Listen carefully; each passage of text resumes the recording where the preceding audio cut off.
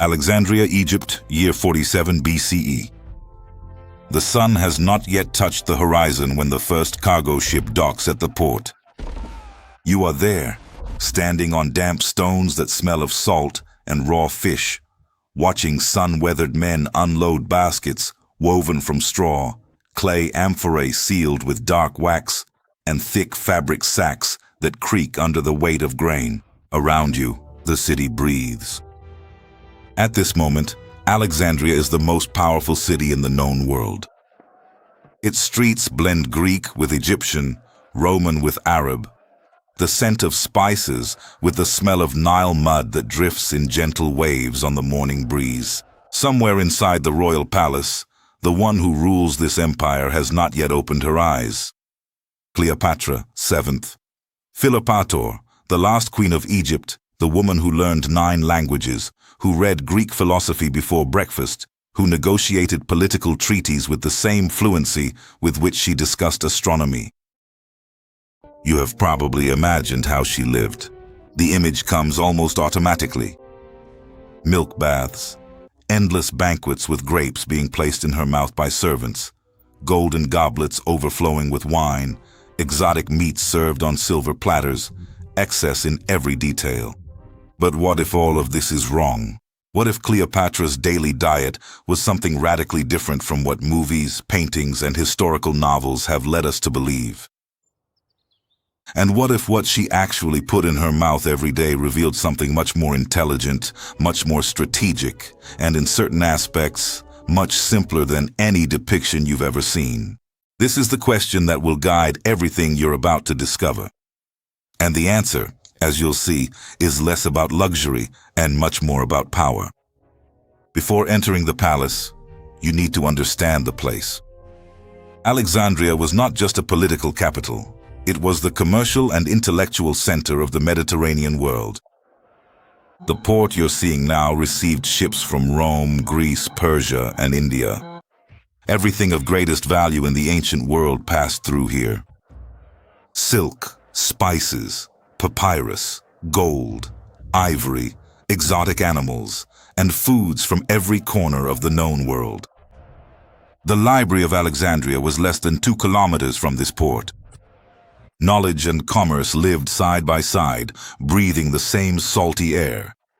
And Cleopatra lived at the geographic and symbolic center of all this. Now come with me. Leave the port behind. Walk up the main avenue of white marble, already beginning to warm under the morning sun. Pass by gardens with palm trees and fountains. Cross the first palace courtyard, where guards with bronze spears stand motionless like statues. The corridor leading to the royal chambers is long, covered with mosaics of blue fish and octopuses on the floor, lit by torches that have not yet been extinguished from the night before. What you are going to find in this kitchen will surprise you. Not because it will be grand, but because it will be familiar. The kitchen of the Royal Palace of Alexandria is already working before dawn. You enter through a side passage where the smell changes completely. You leave behind the cold marble and the scent of incense from the corridors and enter a warm environment with walls blackened by years of smoke, where 4 clay stoves burn simultaneously and women with their hair tied up in cloth work with efficient silence. There is no wasted movement here. Everyone knows exactly what they are doing. On one of the stone counters you see something completely unexpected. Bread. Not a decorative bread, not a symbolic bread. Real bread, dark, dense, made from emmer, a variety of wheat that the Egyptians cultivated on the banks of the Nile more than 5,000 years ago.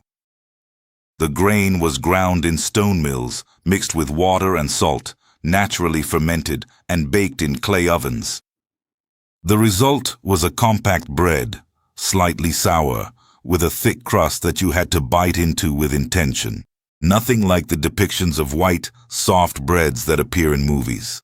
This bread was the staple food for virtually every Egyptian, from servant to pharaoh. And here is the first fact that will reorganize everything you thought you knew.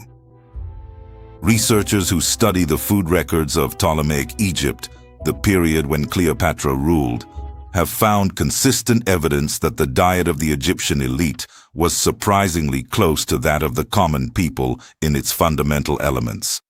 What set them apart was not the type of food, but the quality, variety, and method of preparation. Cleopatra ate bread every day, probably more than once. Next to the bread, you notice a ceramic bowl with cooked lentils seasoned with cumin, coriander, and garlic. Beside it, another bowl with fresh figs and dates. A jug of ancient barley beer, thicker and less alcoholic than any of the modern beers you know today, with a rich, slightly sweet, and distinctly fermented flavor. Beer was consumed at practically every meal in ancient Egypt, even by royalty, because untreated Nile water carried parasites and bacteria. Lightly fermented beer was, in practice, safer. You are looking at the breakfast of a queen. Now step back for a moment and think about the contrast. The Egypt Cleopatra inherited was an agricultural civilization on a monumental scale. The Nile flooded its banks once a year with almost mechanical precision, depositing a layer of dark, fertile sediment that the Egyptians called Kemet, the Black Land. This soil produced wheat, barley, lentils, chickpeas, fava beans, garlic, onion, leek, cucumber, melon, pomegranate, fig, and date in such abundance that it not only fed Egypt's 10 million inhabitants, but also allowed for surplus exports to Rome and the entire Mediterranean world. Egypt was, quite literally, the breadbasket of the ancient world. And Cleopatra understood this with a clarity that few leaders in history have ever demonstrated. For her, control over the food supply chain was not just a matter of nutrition. It was a matter of absolute power. Whoever controlled the grain controlled the Mediterranean. Rome knew this. Julius Caesar knew this. Mark Antony knew this. Cleopatra's alliance with these two men was not just political or romantic. It was, in part, a negotiation over who controlled access to Egyptian wheat. The food on her table was, therefore, both simple and strategic at the same time. But let's move on to what truly set the royal table apart from the common one.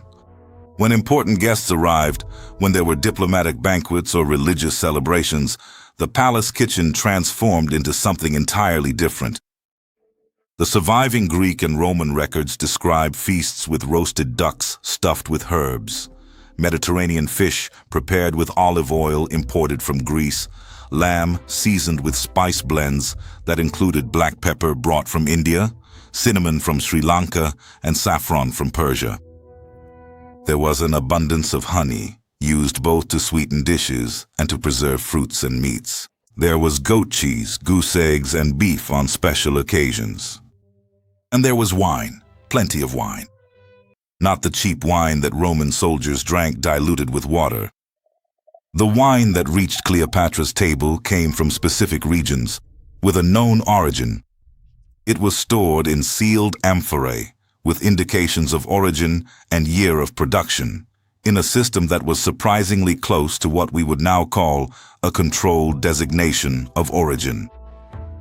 The Egyptians also produced their own wines in the Nile Delta, but Greek and Syrian wines were considered superior and appeared on royal tables as a demonstration of sophistication and commercial reach.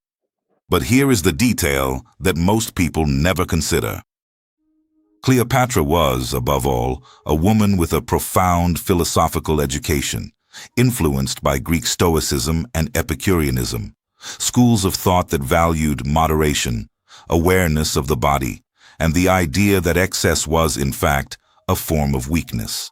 The historical records that have survived do not describe a queen with an uncontrollable appetite.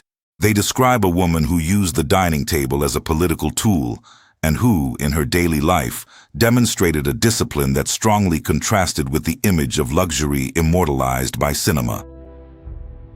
The story of the donkey milk bath, for example, which you have certainly heard, is probably a Roman exaggeration, a piece of political propaganda disguised as a historical anecdote.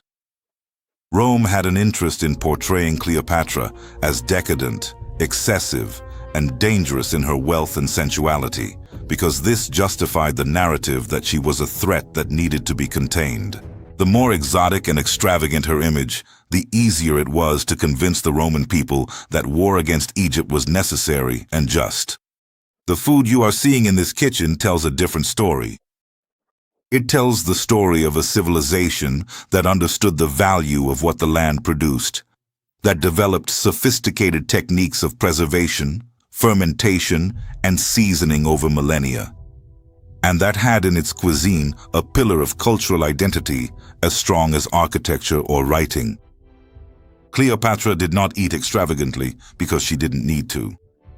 She already had the power. What she ate every day was the expression of an intelligence that understood that sustenance and strategy were always deeply connected. Now, you need to leave the kitchen and enter another room. Walk down the side corridor of the palace until you reach a smaller room, with a low ceiling and a narrow window that frames the Mediterranean Sea outside like a painting. This is where Cleopatra held her working meals. Not in the banquet hall, not surrounded by musicians and dancers. Here, with papyri spread out on the table, with scribes sitting on low stools waiting for instructions, with the smell of ink mingling with cumin and olive oil. A queen who ruled while she ate.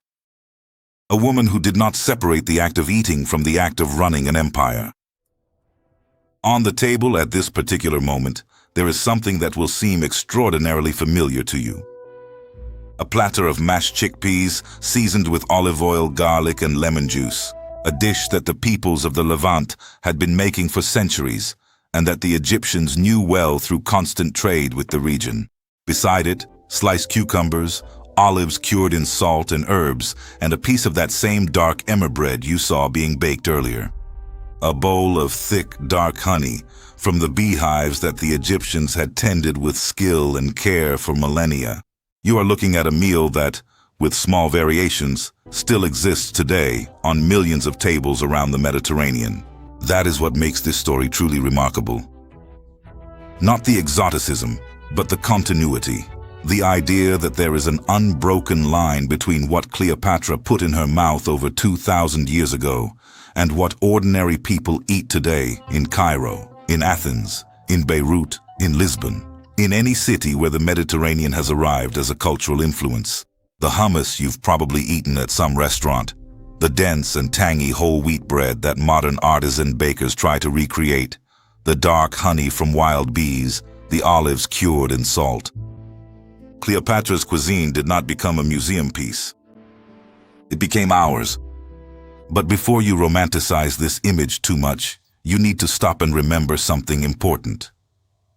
Most people living in Egypt during Cleopatra's time had no access to any banquet. The peasant who worked the fields along the Nile ate bread, onions, garlic, and beer. On good days, lentils. On hard days, just bread. Infant mortality was brutal.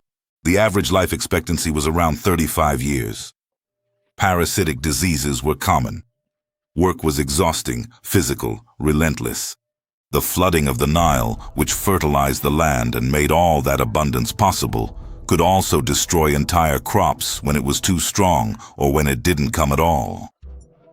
The sophistication of the royal table existed upon a foundation of invisible labor and real suffering. Cleopatra understood this.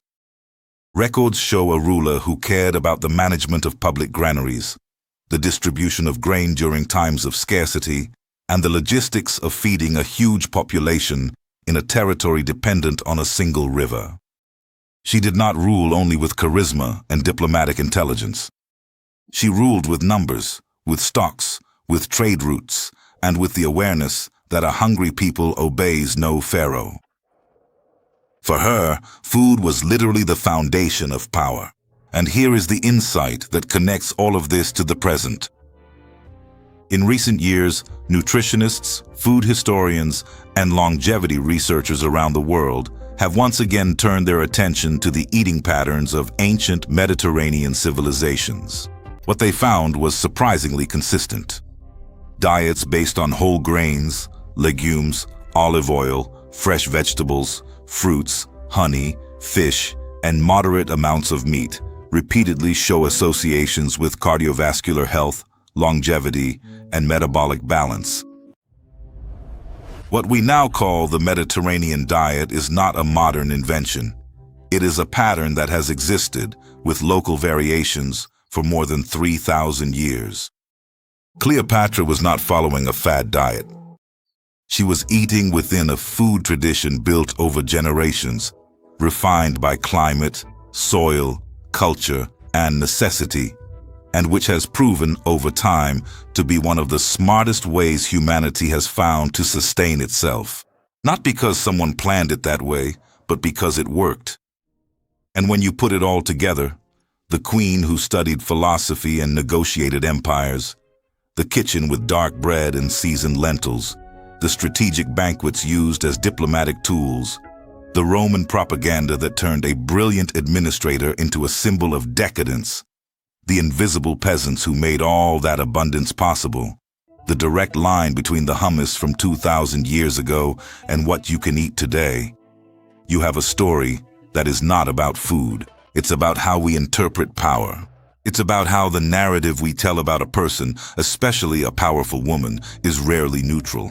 It's about how what someone eats reveals much more about the structure of the society they live in than about their personal tastes.